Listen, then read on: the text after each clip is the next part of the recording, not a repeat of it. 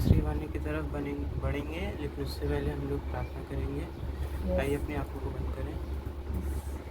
धन्यवाद धन्यवाद धन्यवाद जी सामर्थ परमेश्वर, आपका धन्यवाद ईश्वर। आज के दिन के लिए धन्यवाद, अपने ऐसे दिन दिखाए से धन्यवाद ईश्वर। हम ईश्वर का आपके चरणों में वापस एक और बार आने पर ऐसे धन्यवाद ईश्वर। आप ईश्वर का, हमारे ईश्वर का, हम ईश्वर का जो कोई भी ईश्वर का, हम ईश्वर का वचन ईश्वर का, ईश्वर का बोले ईश्वर का, सबके ईश्वर का हृदय में ईश्वर का, आप दीजिए ईश्वर का, सबके जीवन में ईश्वर का वो ईश्वर का कार्य करने का ईश्वर का, सबका ईश्वर का जीवन ईश्वर का बदलने का ईश्वर का, उस वचन से ईश्वर का सबको ईश्वर का मन फिराने का ईश्वर का, और आपके पास ईश्वर आने का ईश्वर का, सबको ईश्वर का छू लीजिए ईश्वर का, पवित्र आत्मा ईश्वर हमारे अंदर दीजिए ईश्वर का, जो कुछ हम लोग बोलते ईश्वर का, पवित्र आत्मा ईश्वर हमारे अंदर से बोलने का ईश्वर का, हम ईश्वर अपनी वाणी नहीं ईश्वर आपकी वाणी बोलने का ईश्वर का, ईश्वर अपने आप ईश्वर हमारी ईश्वर पूरी मदद सहायता कीजिए ईश्वर का, हम सबको ईश्वर आप समाज के ईश्वर हर एक ईश्वर का जो भी कुछ भी उसका ईश्वर का आपकी ओर से ईश्वर होने का ईश्वर का, हम आपका बहुत बहुत धन्यवाद करते हैं ईश्वर। आपने सुना से धन्यवाद ईश्वर की, इससे धन्यवाद ईश्वर। सारी महिमा आपकी ईश्वर के नाम से मांगते हैं, आमीन। हम लोग यूहन्ना खोलेंगे, यूहन्ना की पुस्तक, उसका 19 अध्याय और उसके 26 वचन को हम लोग पढ़ेंगे।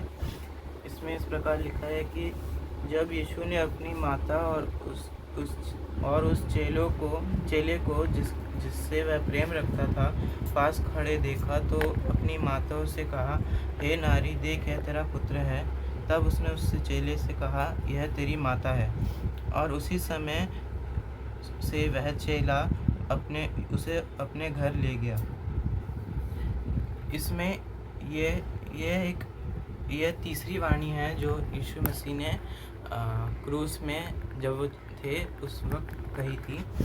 तो उस वक्त माता मरियम जो थी, ये बाइबल में नहीं लिखा है लेकिन ऐसा माना गया है कि उस वक्त ये माता मरियम की हस्बैंड मतलब कि यीशु मसीह के पिताजी वो नहीं थे इस दुनिया में, वो उनकी मृत्यु हो चुकी थी। यूसुफ जो थे उनकी मृत्यु हो चुकी थी और इस वक्त माता मरियम अकेली थी।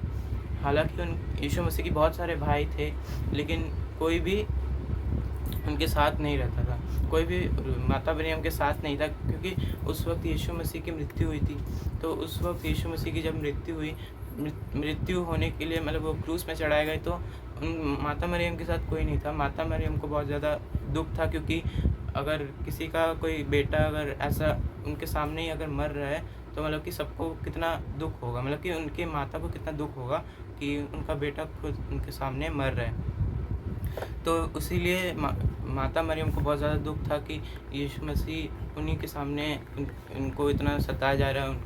उनके मतलब कि उनका ऐसी दशा थी कि मतलब कि कोई भी उन्हें नहीं देख पा रहा था, मतलब कि वो बहुत ज़्यादा, और माता मरियम भी बहुत ज़्यादा दुखी थी। और यीशु मसीह भी चाहते थे कि माता मरियम मतलब शांति में रहे, ठीक रहे, क्योंकि वह अकेली थी और उन्हें मालूम था कि वह वापस जी उठेंगे। लेकिन 3 दिन भी एक अकेला काटना बहुत ज़्यादा मुश्किल होता माता मरियम के लिए। तो माता मरियम को यीशु मसीह ने जब देखा कि माता मरियम को सबसे ज़्यादा देखभाल यूहन्ना कर रहे हैं। यूहन्ना यीशु मसीह के एक चेले थे जो उनके 12 चेलों में से एक थे। तो उनकी सबसे ज़्यादा मतलब कि हर वक्त जहाँ कहीं भी माता मरियम जा रही हैं उनके साथ यूहन्ना उनके साथ रह रहे हैं। और भी बहुत सारे चेले थे लेकिन यूहन्ना उनकी देखभाल कर रहा था। तो यीशु मसीह ने देखा कि यूहन्ना एक ऐसा मनुष्य है जो माता मरियम को इतना संभाल रहा है, इतना देखभाल कर रहा है। तो यीशु मसीह ने सोचा कि क्यों ना इन्हें ही यूहन्ना को ही दे दिया, माता मरियम को दे दिया जाए, ताकि माता मरियम की वो देखभाल कर सके। लेकिन माता मरियम की देखभाल करने के लिए और भी बहुत सारे लोग थे, और भी बहुत कोई आ सकता था, लेकिन उन्होंने सिर्फ यूहन्ना ही को चुना।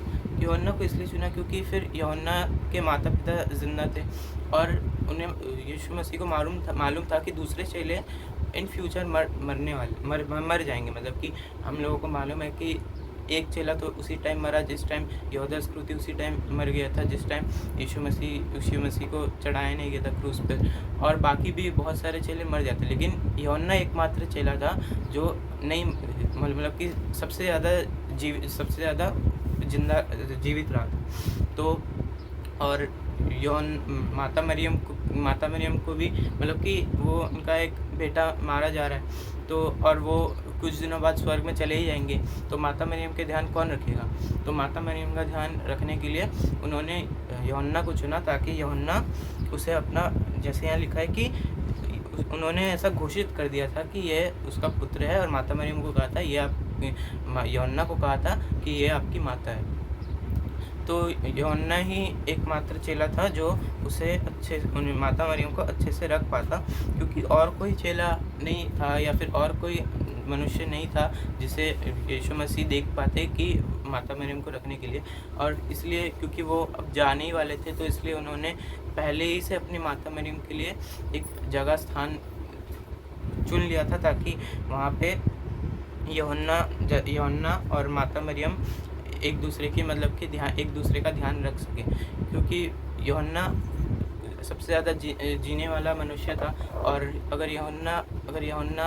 अगर दूसरे चेलों में से थे तो दूसरे चेले मर जाते बाद में, लेकिन यूहन्ना बहुत लंबे उम्र तक था वहाँ पे, तो इसलिए जब तक माता मरियम का मृत्यु नहीं होगी तब तक यूहन्ना वहाँ रहेंगे उनके साथ हर वक्त, तो इसलिए माता मरियम को भी कोई परेशानी नहीं होगी। और भी उनके बहुत सारे लोग चेलों में से, या फिर उनके भाई बहन, यीशु मसीह के भाई बहनों ने भी कोई वहाँ नहीं थे, मतलब कि कोई उनका ध्यान नहीं रख पाता, लेकिन सिर्फ़ और सिर्फ यूहन्ना ही थे जो हमेशा माता मरियम के साथ थे, और हमेशा माता मरियम की हर एक, जहाँ कहीं भी वो जा रहे हैं, माता मरियम जैसे देखने जा रही है यीशु मसीह को इतनी भीड़ भाड़ में, हमेशा यूहन्ना उनके साथ थे। तो यीशु मसीह ने सोचा कि यूहन्ना से ज़्यादा अच्छा कोई भी माता मरियम की देखभाल नहीं कर सकता। यीशु मसीह अपने माता और पिता से बहुत ज़्यादा प्रेम रखते थे, इसलिए वो चाहते थे कि वह कभी, मतलब कि कोई किसी परेशानी में ना पड़े, उनकी वजह से कोई परेशानी उन्हें ना हो।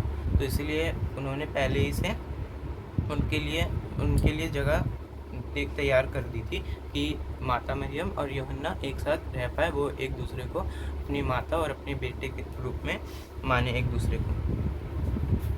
परमेश्वर इस